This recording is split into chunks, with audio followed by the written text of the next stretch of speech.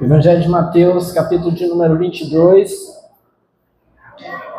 Nós vamos versículo 1 ao versículo de número 14. Mateus 22, versículo 1 ao versículo 14. Todos acharam? Vamos ver. O texto diz assim: Jesus lhes falou novamente por parábolas, dizendo: o reino dos céus é como o rei que preparou um banquete de casamento para seu filho. Enviou seus servos aos que tinham sido convidados para o banquete, dizendo-lhes que viessem, mas eles não quiseram vir. De novo enviou outros servos e disse: digam aos que foram convidados que preparei meu banquete. Meus bois e meus novilhos gordos foram abatidos e tudo está preparado. Venham para o banquete de casamento. Mas eles não lhes deram atenção e saíram. Um para o seu campo, outro para os seus negócios. Os restantes, agarrando os servos, maltrataram-nos e os mataram. O rei ficou irado e, enviando seu exército, destruiu aqueles assassinos e queimou a cidade deles. Então disse a seus servos: o banquete de casamento está pronto, mas os meus convidados não eram dignos. Vão às esquinas e convidem para o banquete todos os que vocês encontrarem. Então os servos saíram para as ruas e reuniram todas as pessoas que puderam encontrar, gente boa e gente má. E a sala do banquete de casamento ficou cheia de convidados. Mas quando o rei entrou para ver os convidados, notou ali um homem que não estava usando veste nupcial. E lhe perguntou: amigo, como você entrou aqui sem veste nupcial? O homem emudeceu. Então o rei disse aos que serviam: amarrem-lhes as mãos e os pés, e lancem-no para fora nas trevas. Ali haverá choro e ranger de dentes. Pois muitos são chamados, mas poucos são escolhidos. Vamos orar?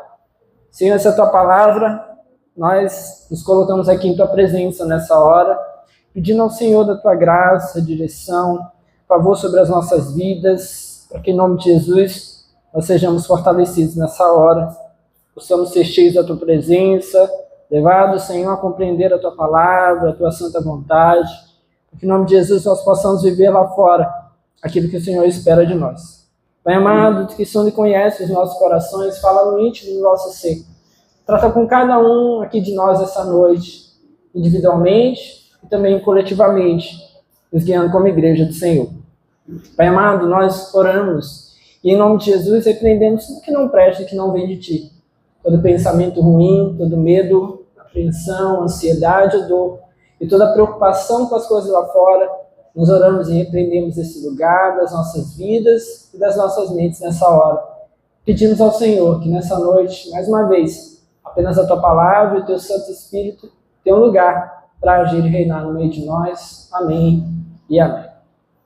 Bom, meus irmãos, nós vimos no culto passado que Jesus teve a sua autoridade questionada pelos líderes religiosos de Israel, estavam tramando contra ele. Já tramavam aí a essa altura matar o Filho de Deus. Mas Jesus então decidiu deixá-los ali sem resposta aos seus questionamentos.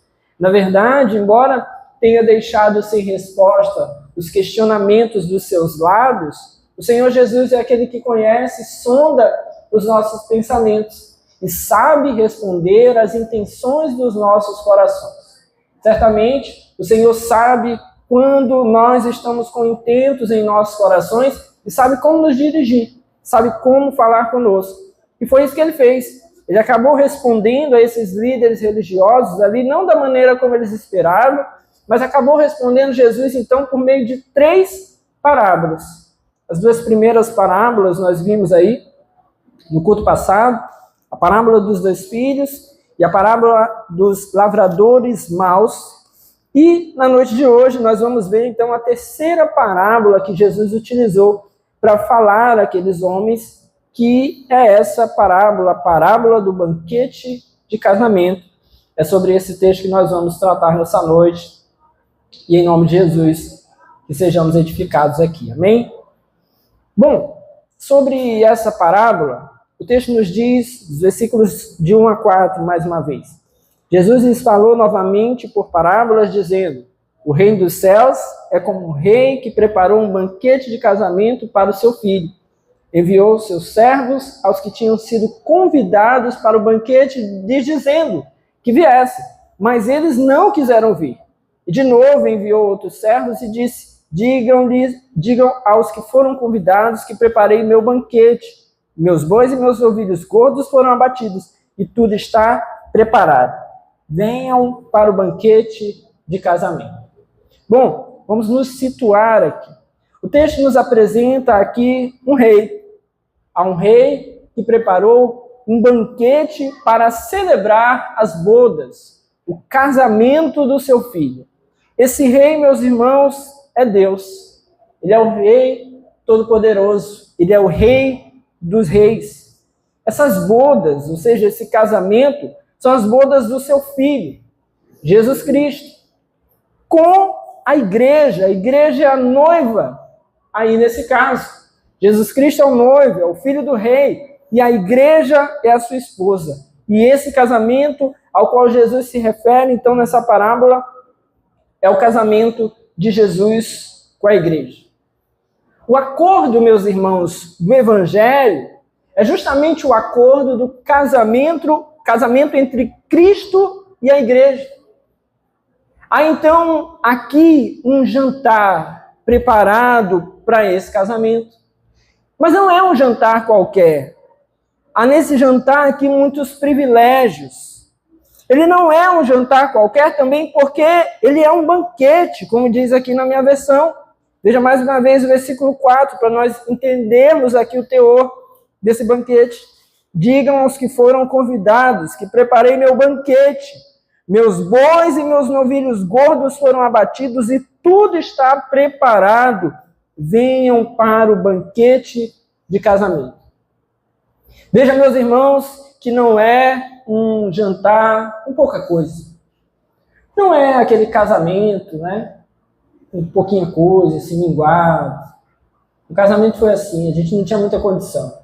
Então não teve buffet, não teve aquela coisa assim, sabe? Muita coisa. Foi muito humilde. Refrigerante, água, salgados.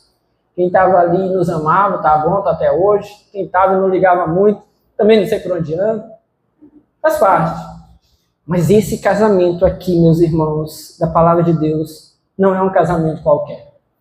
Não é à toa que o Rei Todo-Poderoso mandou preparar um banquete com fartura. A referência aqui do texto é para essa fartura. A de tudo aqui, meus bois e meus novilhos gordos foram abatidos. Que figura é essa? A que ela se refere? Bom, meus irmãos, a um banquete no casamento do Filho de Deus com a igreja. A fartura de perdão de pecados, a fartura da graça de Deus. Há uma fartura de paz nas nossas consciências quando nós passamos a nos relacionar com o Senhor. A fartura de promessas por meio do Evangelho. Todas essas riquezas estão contidas aqui. Esse é o grande banquete do Senhor. Veja aqui que o texto nos mostra que há aqui uma festa. Isaías havia profetizado sobre esse tempo, justamente usando essa referência de uma grande festa. Em Isaías 25, ele fala a respeito de um farto banquete. Uma festa, meus irmãos, então, é um dia de alegria. Assim também é o Evangelho. Uma festa contínua na presença do Senhor. Uma festa que foi feita para a fartura. Uma festa que foi feita para a plenitude. Enchendo então o Senhor as almas famintas de coisas boas. Aqueles que estão sem Cristo estão famintos. Mas é por meio do Evangelho que o Senhor faz então com que eles sejam satisfeitos. As almas famintas então vão ser satisfeitas por meio desse banquete. Essa festa também foi feita para comunhão. É por meio desse casamento entre Cristo e a igreja que então é preservada a relação de Deus nos céus com a terra. A ruptura que o homem então obteve por meio do pecado é então agora desfeita, porque o relacionamento entre os céus e a terra volta a estar presente por meio da relação entre Cristo e a igreja. É nesse casamento, então, que nós vemos isso, nessa grande festa. Mais uma vez, nós vemos aqui que é um banquete. Jantares, as bodas, geralmente têm bastante abundância. Você vai a um casamento, você já vai naquela expectativa de se satisfazer, de ser farto, comer bem, né? Já leva aquela sacolinha do Mateus intocada ali naquela bolsa, porque casamento, as mulheres em especial, vão com aquela bolsa pequenininha, né? É triste, não dá para guardar muita coisa. Mas leva a sacolinha do Mateus, né? Que vai que aquela festa fica empolgante no final, aí ninguém mais tem vergonha. Aí você tira a sacolinha e todo mundo leva um monte de coisa. Então você vai num jantar de casamento com a expectativa justamente de que seja abundante. Assim, então, é a referência aqui. Quando fala, então, para nós que é um banquete, nós estamos falando de abundância. Nós estamos falando de gratuidade. Ou você vai num casamento esperando que passe depois a cota no final, dizendo, ó, é para pagar o casamento aqui, ajuda aqui. Você já foi um casamento assim? Misericórdia. E eu ainda não acertei um desses. Mas se você for, está no lugar errado. Porque, em geral, são os noivos que preparam tudo para que os convidados possam, então, se fartar gratuitamente. Esse banquete também é um ambiente de alegria. As pessoas vão comendo, se fartando e se alegrando, então, naquele momento, naquele ambiente. Assim, então, é essa referência. É a referência para nós acerca do Evangelho. O Evangelho é, então, abundante, gratuito e alegre. Nos traz satisfação em Deus. Mas, como eu disse, não é um banquete qualquer. É um banquete real de casamento. Não é um jantar qualquer. É o banquete de casamento do filho do rei. Você pode imaginar isso? O banquete de casamento do filho do rei. Eu lembro de um casamento que foi muito famoso. Casamento de Ronaldo Fenômeno com Daniela Sicarelli. Você lembra desse evento? Todo mundo falou, porque foi num palácio, negócio estonteante, gastou-se muito dinheiro, e aí depois, como as coisas desse mundo, se esvaiu, né, o casamento. Não durou muito tempo. Mas imagine, meus irmãos, que você pense então em casamentos famosos, que gastaram muitos recursos, casamentos de filhos de reis desse mundo, mas esse casamento aqui, esse banquete real de casamento, é o casamento do filho do rei dos reis. É maior do que todos esses. É maior do que os banquetes desse mundo. É maior e tem mais fartura do que se possa pensar nas coisas desse mundo. É o Filho do Deus Todo-Poderoso que está casando aqui. É o Deus Todo-Poderoso, é o Rei dos Reis que está aqui, então, fornecendo esse banquete. É esse momento. Isso tudo, meus irmãos, só para que nós possamos começar a ter noção aqui do que Jesus está falando. Bom, meus irmãos, os chamados e as ofertas do Evangelho são então apresentados por um convite para esse jantar. Pois aqueles que fornecem um banquete, que fazem uma festa de casamento cheia de comidas, devem então ter convidados para agraciar. Imagine você o quão frustrante deve ser preparar toda uma festa, preparar um banquete, preparar todo um ambiente ali para receber as pessoas e as pessoas não estarem presentes. É necessário, então, convidar essas pessoas. Por meio, então, desses convites, o Evangelho vai sendo, então, levado até as pessoas.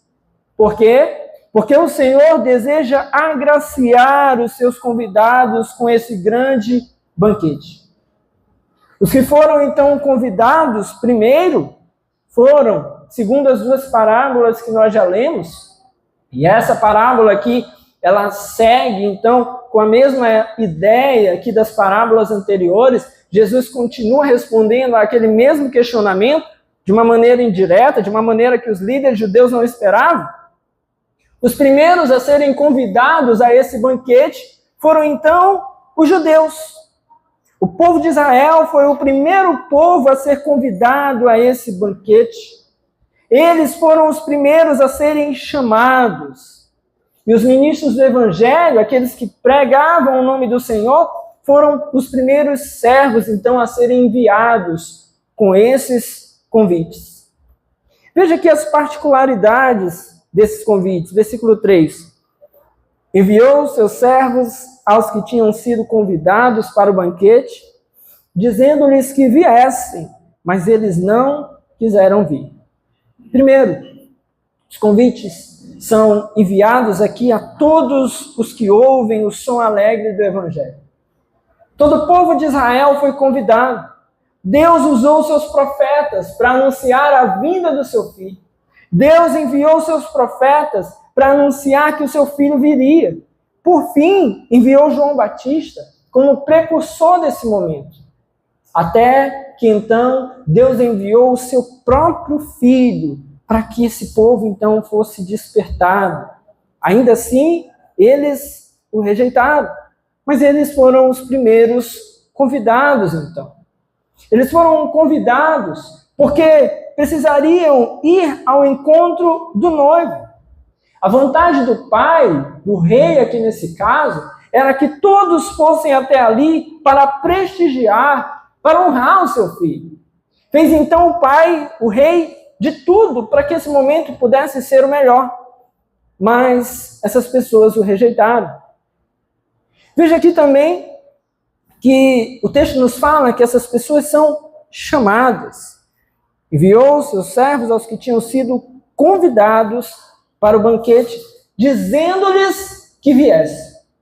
Ora, perceba então, meus irmãos, que não há no Evangelho apenas propostas graciosas.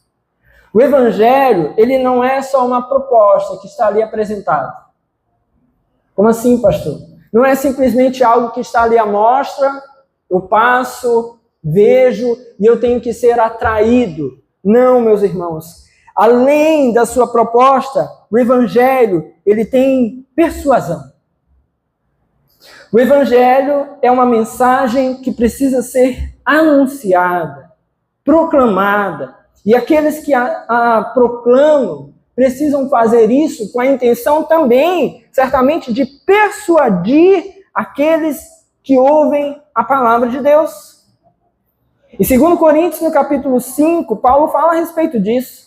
No versículo 11, ele diz: uma vez que conhecemos o temor ao Senhor, procuramos persuadir aos homens.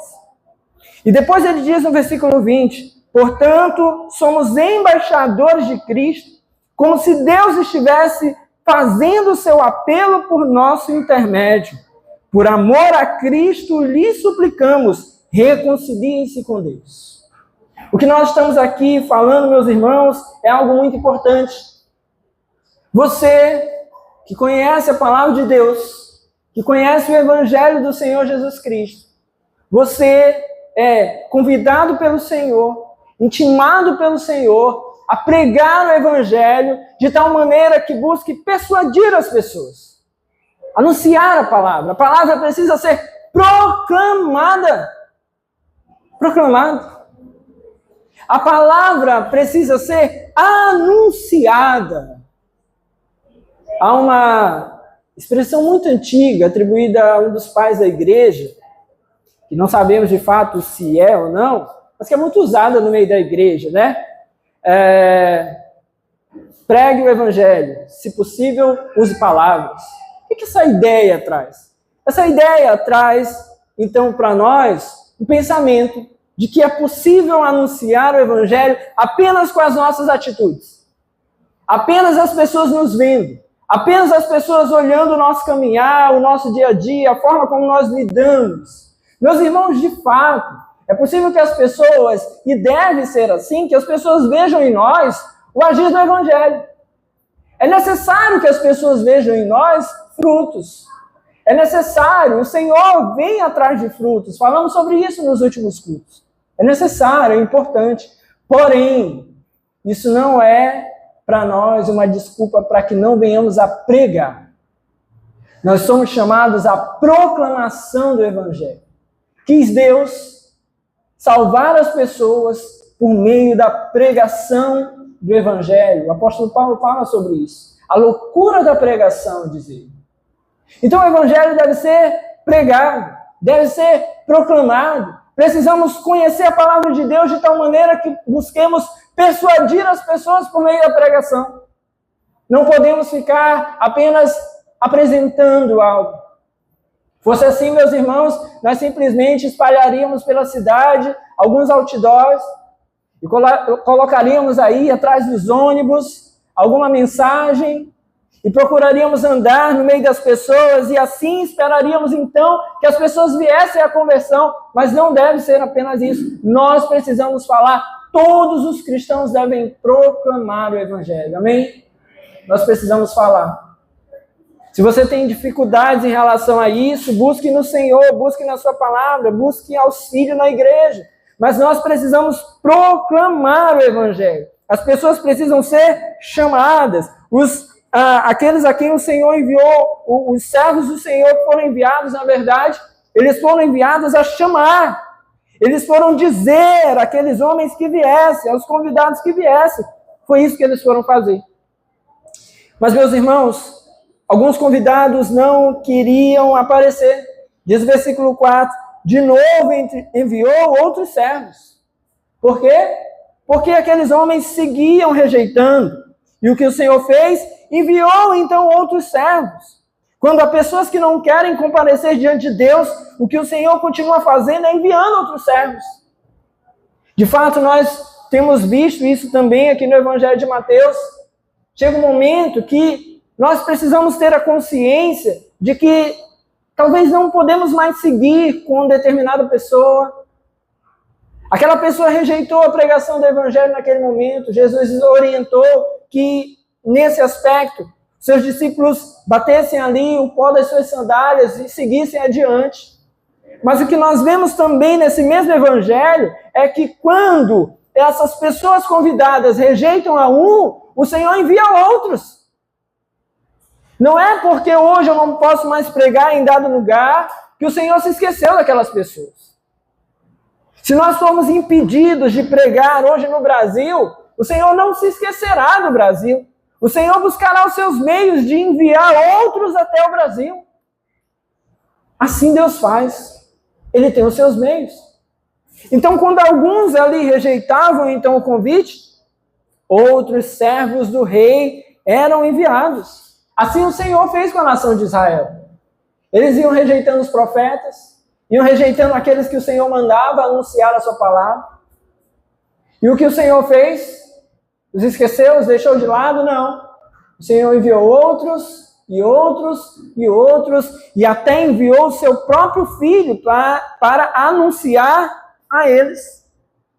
Veja então, meus irmãos, mais uma vez, a característica desse banquete. Está tudo preparado. Diz no final do versículo 4, e tudo está preparado. Venham para o banquete de casamento. Os convidados não precisam preparar nada, eles só precisam ir. Os convidados não precisam levar nada, eles só precisam ir. Como a gente gosta de dizer, né, com gaiatice, eu vou levar só a boca. Assim é o convite do Senhor. Nós somos convidados dessa maneira. Nós precisamos ir. Tem a música, né, do Alessandro Vilas Boas. Eu não trouxe nada para a mesa, apenas uma fome e uma sede. E exatamente isso é a mensagem aqui. Nós não precisamos ir até o Senhor levando: o Senhor está aqui, as minhas riquezas, as minhas condições, os meus talentos. Não, fome e sede é o que precisamos. Só precisamos ir porque está tudo pronto. Tudo está pronto. O Pai está pronto a nos aceitar. O Filho está pronto a interceder por nós. O Espírito está pronto para nos santificar. os anjos estão prontos para nos servir, a paz está pronta, o consolo está pronto, as promessas estão prontas, as providências do Senhor estão prontas. Por fim, o céu está pronto para nos receber. Meus irmãos, está tudo pronto. Mas a pergunta é, nós estamos prontos? Nós estamos prontos aí? Ou nós estamos dando desculpas ainda?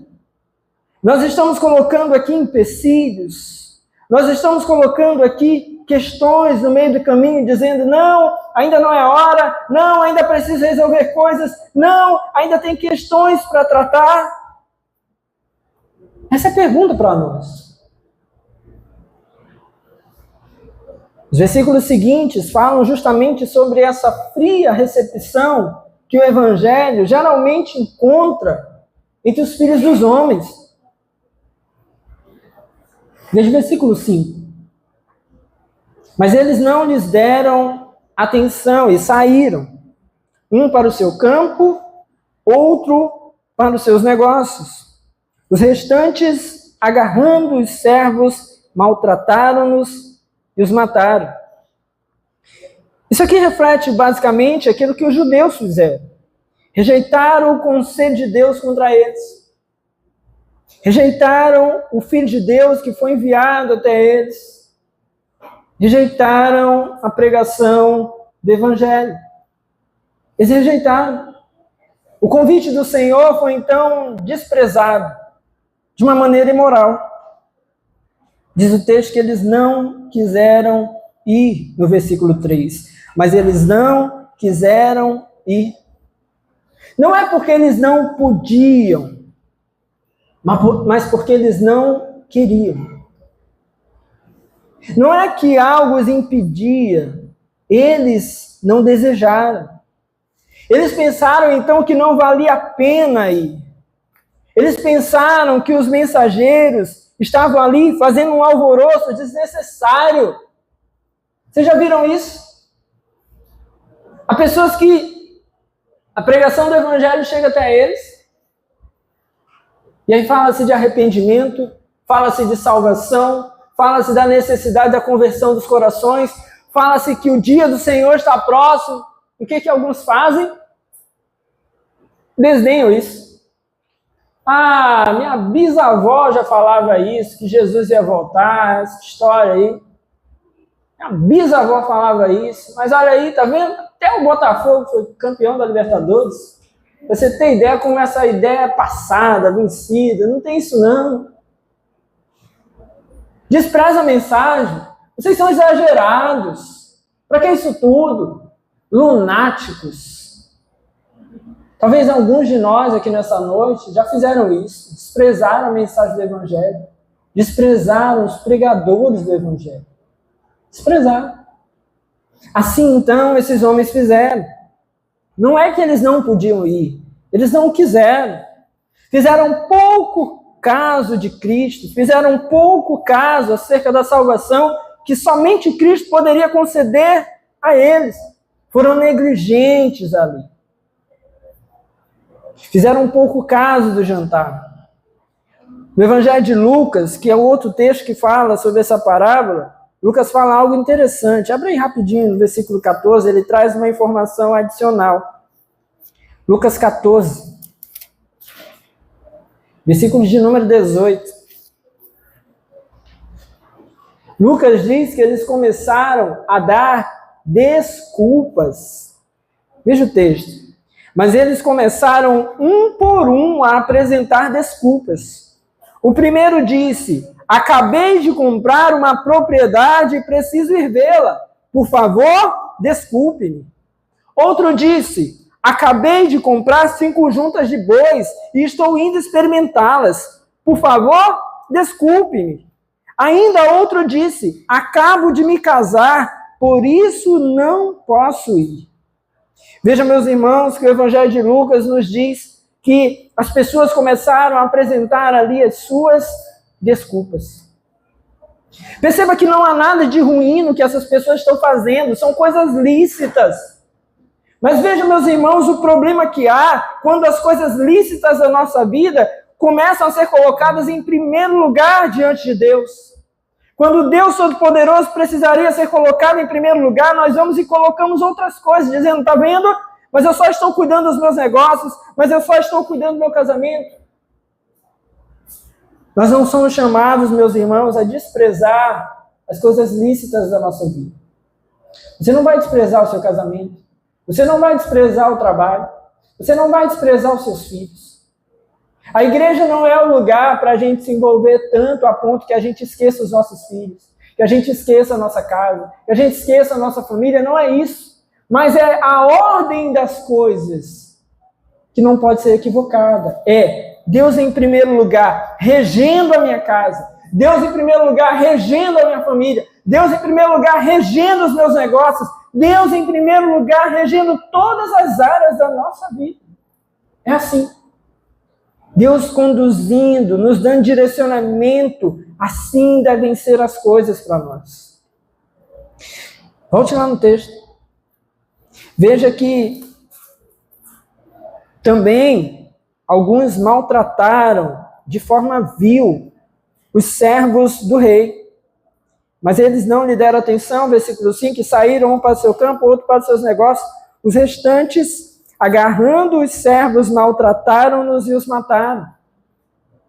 Veja que esse ponto aqui é incompreensível nessa parábola. Não faz sentido. Imagine você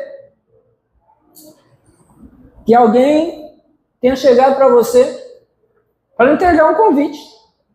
Aqui, Débora, um convite aqui para você ir lá, tem um banquete para você, só vai lá comer.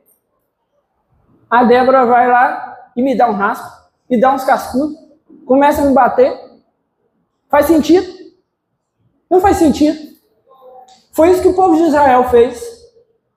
Eles não apenas rejeitaram o convite, mas eles mataram os servos do Senhor. Eles os rejeitaram. Os servos do Senhor foram perseguidos. Por fim, o próprio Filho de Deus foi morto pela mão dos judeus. É incompreensível ao rei que isso pudesse acontecer. É incompreensível até aos nossos olhos que isso pudesse acontecer. Mas foi isso que aconteceu. Qual foi então a reação do rei? O texto nos diz que ele ficou irado, versículo 7. O rei ficou irado. E enviando o seu exército, destruiu aqueles assassinos e queimou a cidade deles. É interessante, meus irmãos, porque agora aqui no versículo 7, esse texto nos aponta, Jesus de uma maneira profética, que certamente apontou para um evento que aconteceu em Israel, mais ou menos 40 anos depois da morte de Jesus, quando Jerusalém foi tomada e invadida pelos exércitos romanos, e Jerusalém foi completamente destruída, exatamente como o texto nos diz. O exército foi até ali, certamente o exército dos romanos, debaixo do cuidado de Deus, destruiu a cidade, destruiu os assassinos e queimou a cidade. Jerusalém foi queimada, destruída, no ano 70 depois de Cristo. E esse texto aqui então aponta para isso. A rejeição que os judeus deram ao Filho de Deus trouxe punição sobre eles, trouxe consequências. Nós viemos falando sobre isso nos outros cultos. Eles tiveram então ali as suas consequências.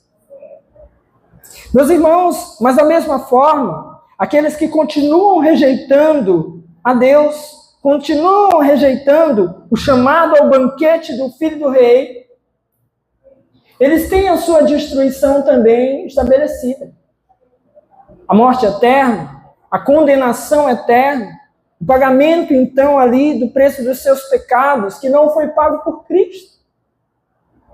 Porque assim eles escolheram. Decidiram então eles carregar sozinhos ali então seus pecados. Por isso então são condenados e vivem para sempre distantes de Deus. Mas o Senhor é Deus misericordioso. O Senhor é Deus zeloso e amoroso. Resolveu então o Senhor repovoar essa festa. Resolveu o Senhor então repovoar ali, trazendo aqueles que realmente quisessem estar nas bodas do seu filho. As pessoas que realmente quisessem participar daquele casamento, o Senhor começou a chamar. Veja o versículo 8. Então disse a seus servos: o banquete de casamento está pronto. Veja que ele não mudou seus planos. O banquete estava pronto, mas os homens rejeitaram. Mas o banquete continuou pronto, continuou tudo pronto. Mas como os convidados não eram dignos, como Israel rejeitou, como os judeus rejeitaram o Filho de Deus, o texto diz no versículo 9: vão às esquinas e convidem para o banquete todos os que vocês encontrarem.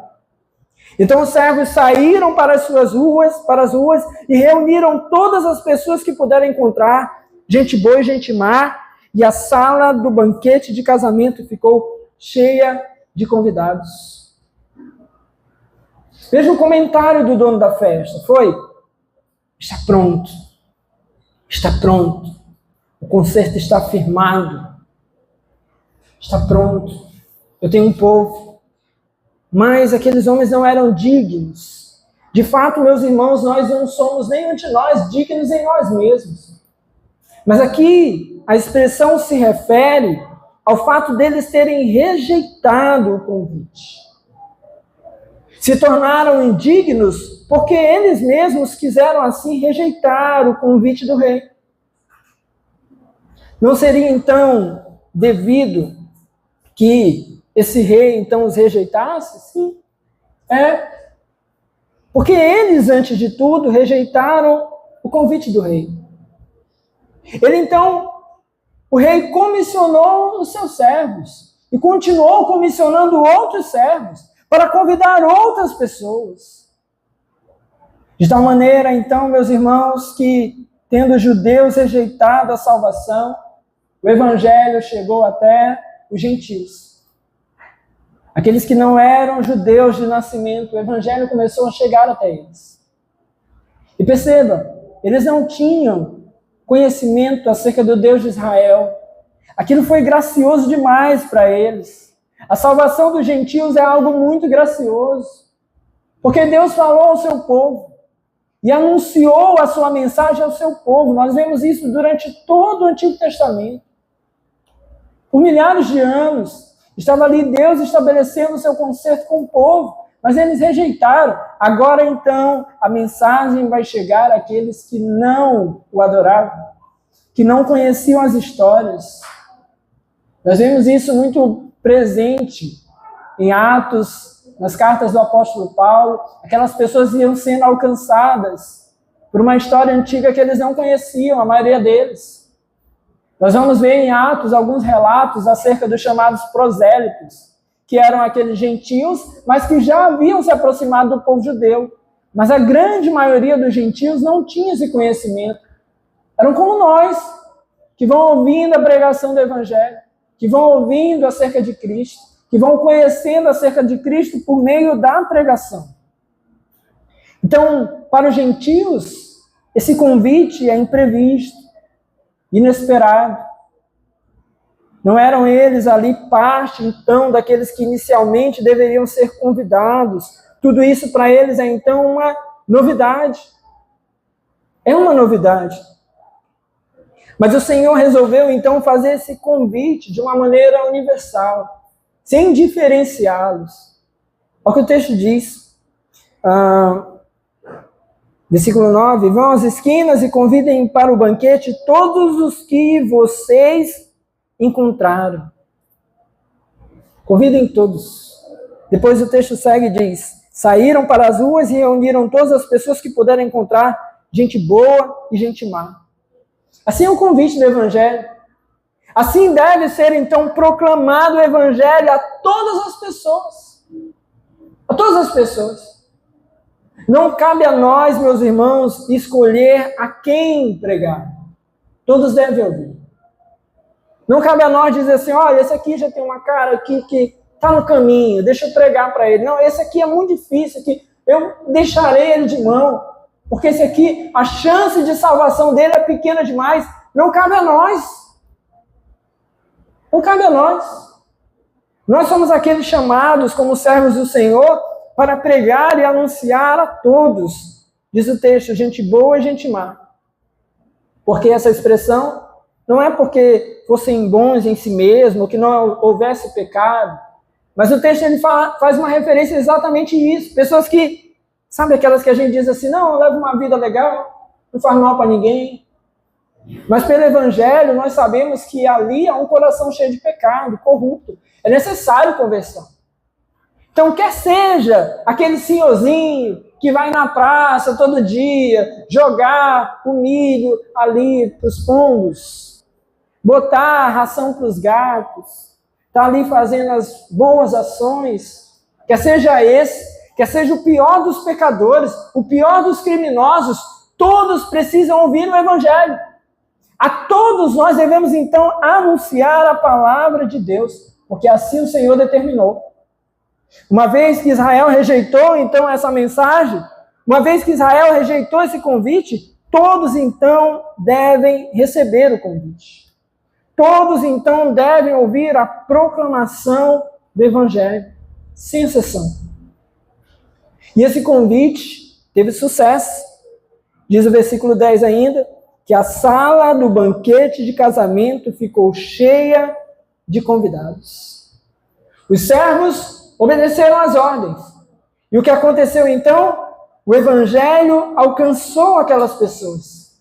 É isso que o Evangelho faz.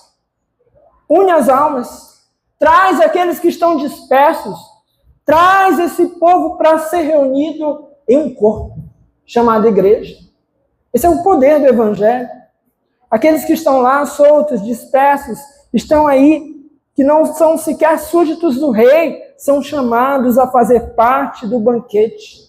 Fazem parte, então, agora do reino de Deus, quando creem, quando recebem, quando se dispõem. O Senhor reúne, então, essas pessoas para o banquete de casamento.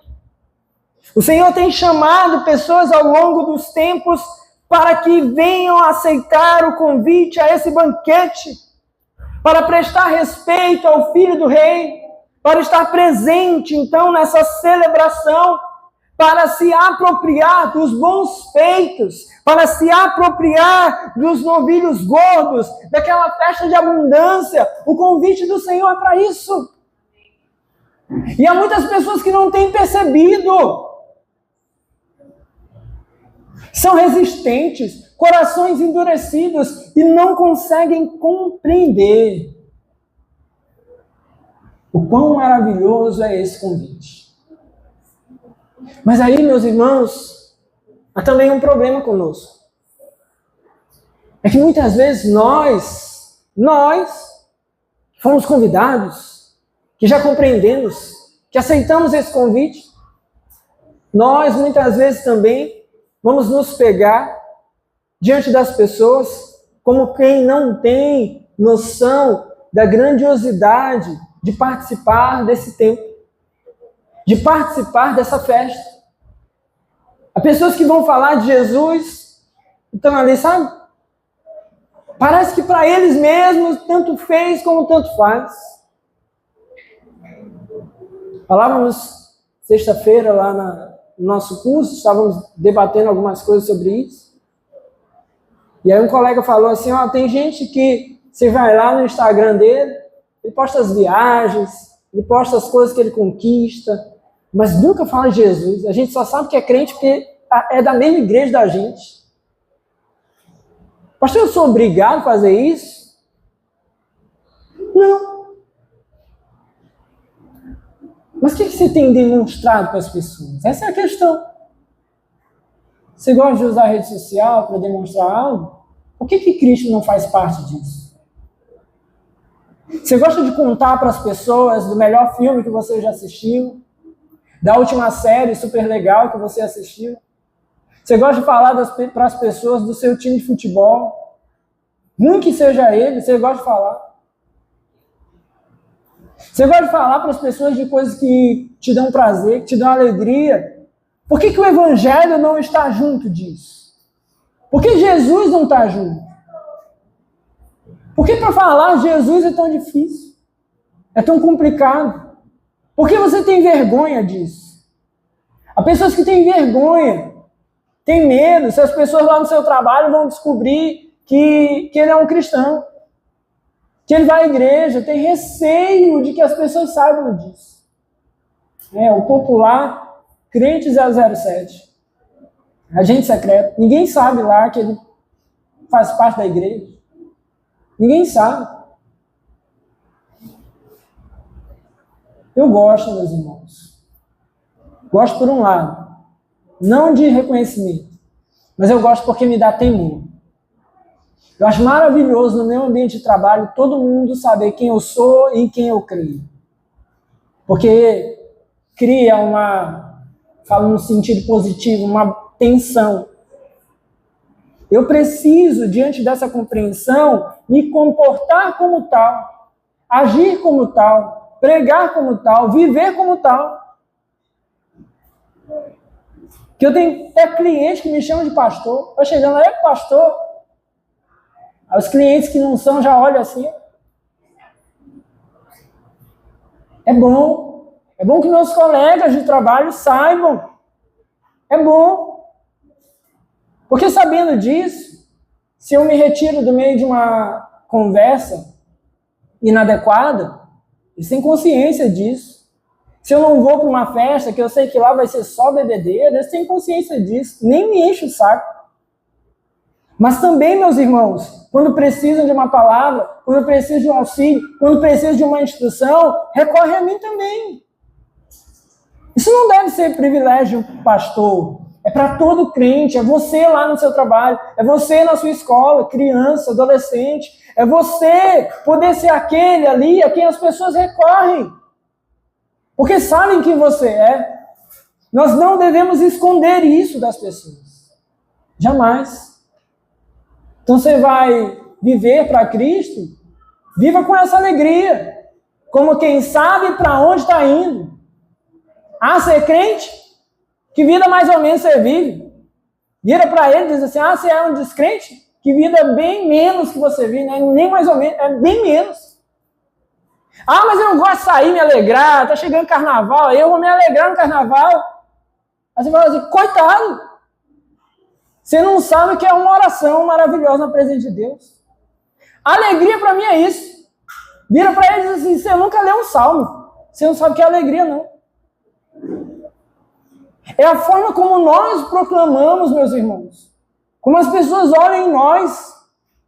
Como as pessoas percebem na nossa vida que nós tememos a Deus.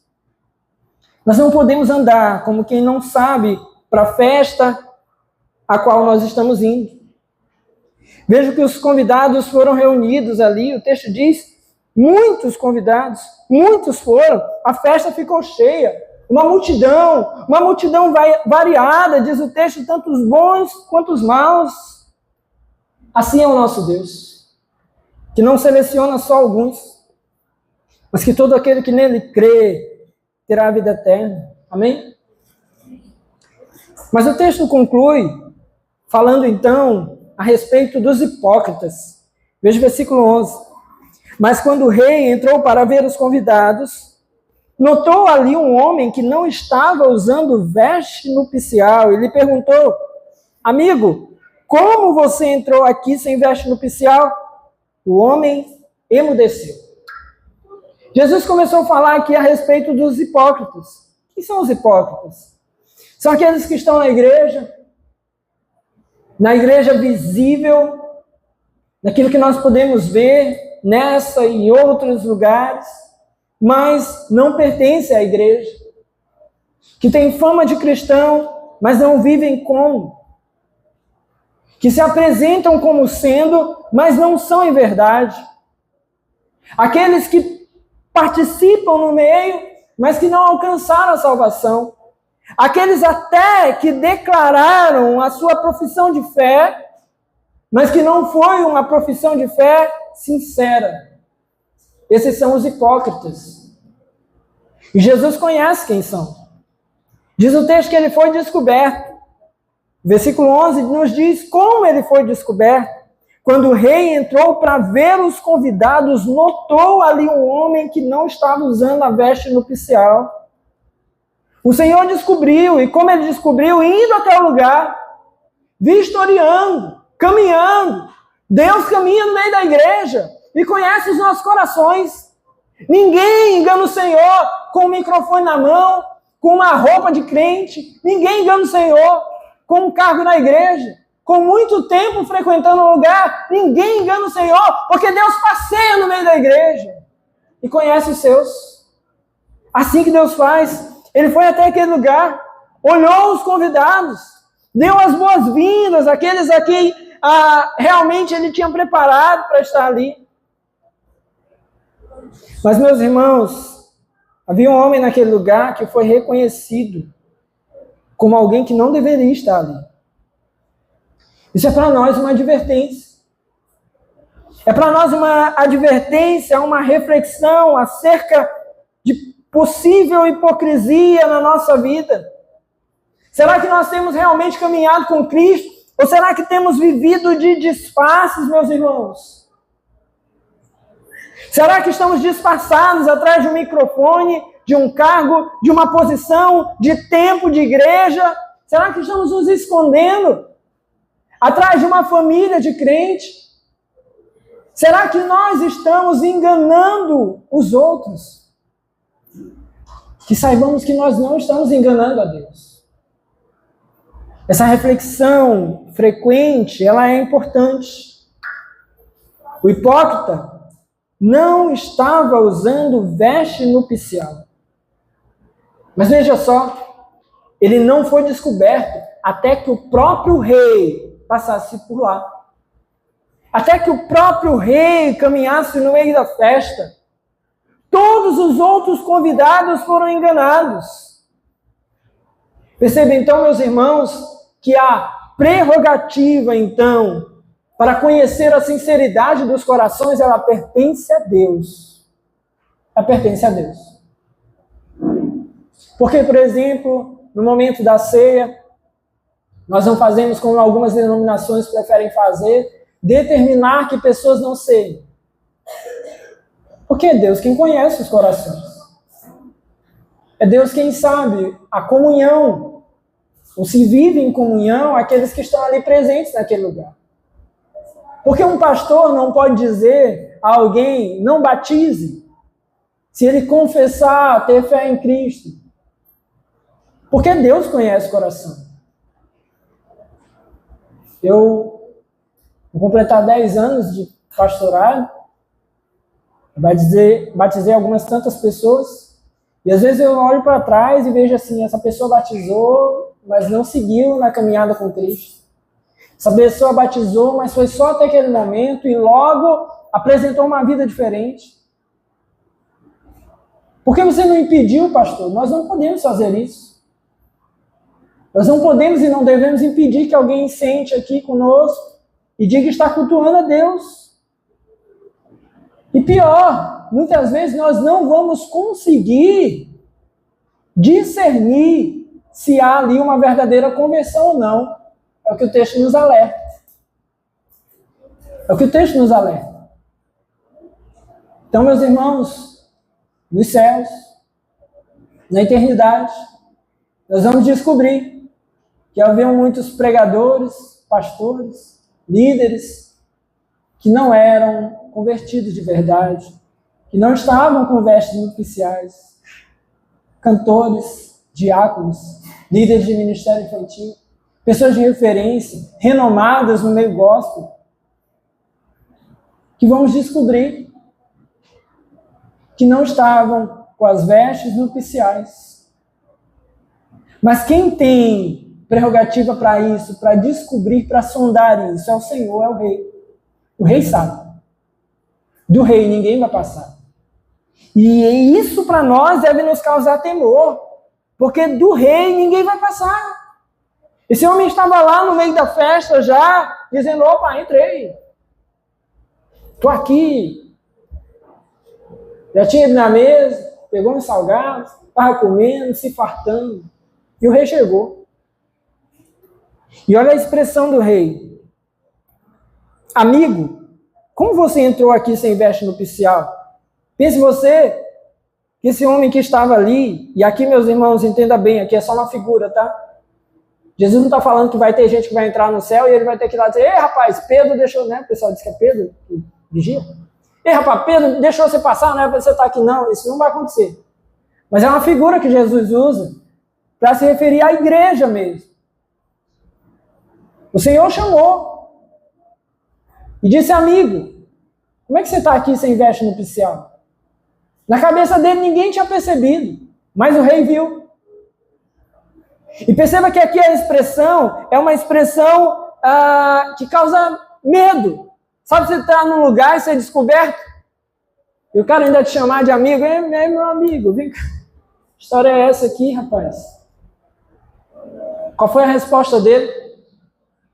O texto nos diz, ele não respondeu, ele ficou mudo, ele emudeceu. Mas veja como é interessante, ele não estava maltrapilho, ele não estava mal vestido. Não, ele passou de boa no meio dos outros convidados. Nós temos que tomar cuidado, porque muitas vezes não vai ser pela aparência, mas sempre será pelo coração. O Senhor vai reconhecer os seus pelo coração. Então ele perguntou, como você entrou aqui? O rei não repreendeu seus servos. Ele não foi na portaria e disse, por que vocês deixaram esse cara entrar? Porque com uma prerrogativa de reconhecer apenas dele, os servos não foram culpados. Um pastor que batizou alguém que não tinha um coração em Cristo, ele não vai ser condenado por isso. Ele não vai ser culpado disso.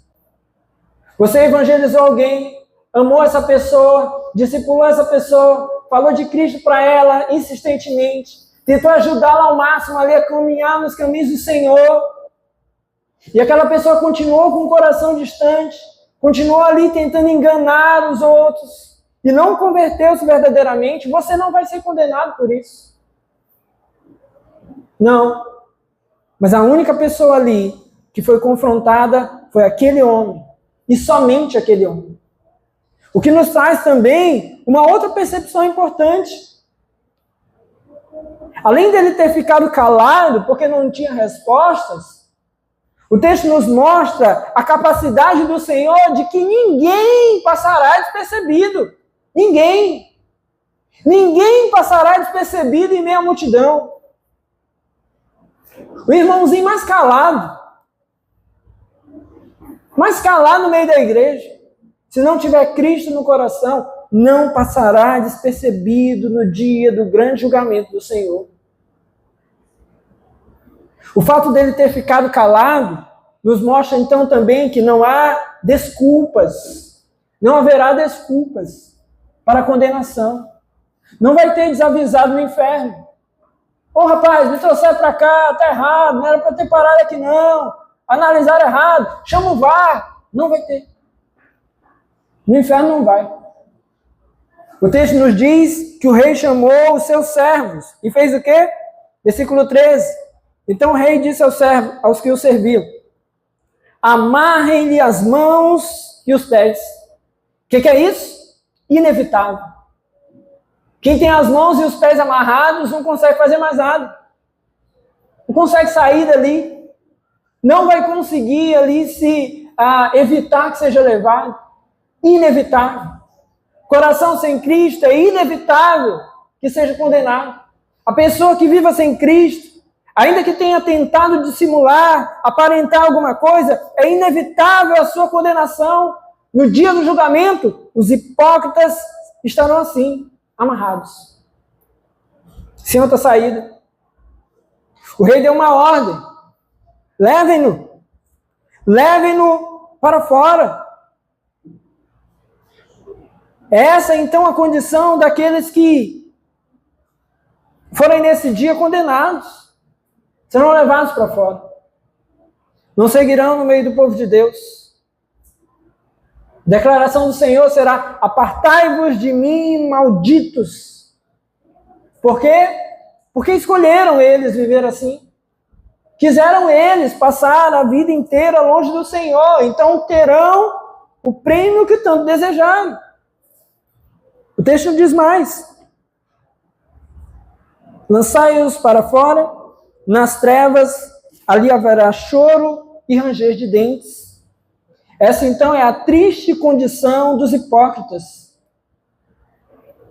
Uma condição de condenação extrema. Ali haverá choro e ranger de dentes. Pastor, por que essas coisas são pregadas? Por que Jesus falou sobre essas coisas? Para amedrontar? Não, meus irmãos. Jesus falou sobre essas coisas para que nós pudéssemos temer o Senhor. Perceba que a história aqui é tão maravilhosa. Tem um convite, tem um banquete. Vocês vão se saciar. Está tudo pronto. Está lá para vocês, venham se alegrar, venham desfrutar comigo, venham participar das bodas do meu filho, está tudo pronto, é o banquete do rei, no palácio real, tudo para vocês, o convite foi feito, a persuasão foi levada até vocês, venham, participem, venham, estejam aqui, venham, mas ainda assim há aqueles que não querem. E esse é o preço da condenação para aqueles que não querem. E nós temos que ser cientes disso. Nós temos que ser cientes disso. O convite é maravilhoso. Mas há aqueles que resistem, que não querem, que não se dispõem. Jesus encerra aí essa parábola no versículo 14, dizendo: pois muitos são chamados, mas poucos escolhidos. Essa expressão que ele havia usado lá no capítulo 20, bem semelhante. Versículo 16, assim, os últimos serão primeiros, os primeiros serão últimos, falando a respeito dessa seleção, podemos chamar assim. Por que isso? Porque muitos são chamados, mas poucos escolhidos. Porque escolhidos de fato, nós só temos, meus irmãos, aqueles que creem. O evangelho será pregado. A palavra deverá ser anunciada. Nós precisamos proclamar o evangelho. Mas temos que ter a consciência. Haverão aqueles que crerão, que entrarão nas bodas do Filho do Rei, que desfrutarão dos banquetes. Mas haverá aqueles que serão tirados dali. Aqueles que serão lançados em um lugar de rejeição. E é essa, então, meus irmãos, a condição do homem. Jesus falou aquilo, ou todas essas coisas, aqueles homens líderes religiosos daquele tempo, para que eles tomassem ciência a respeito dessas duas possibilidades. Mas fala conosco, fala a mim, fala a você, para que não sejamos hipócritas, para que não venhamos a ter uma vida distante deles, mas fala também para que nós possamos continuar proclamando o evangelho do nosso Senhor, chamando mais pessoas para o banquete, chamando mais pessoas para a alegria, chamando mais pessoas para estar contemplando, admirando, se satisfazendo com o Filho do Rei. Chame mais pessoas para Cristo, chame mais pessoas para o Senhor. Vamos juntos anunciar esse grande dia do Senhor, para que haja salvação e não condenação a essas vidas. Amém? Proclame o Evangelho. Fique de pé no seu lugar, em nome de Jesus.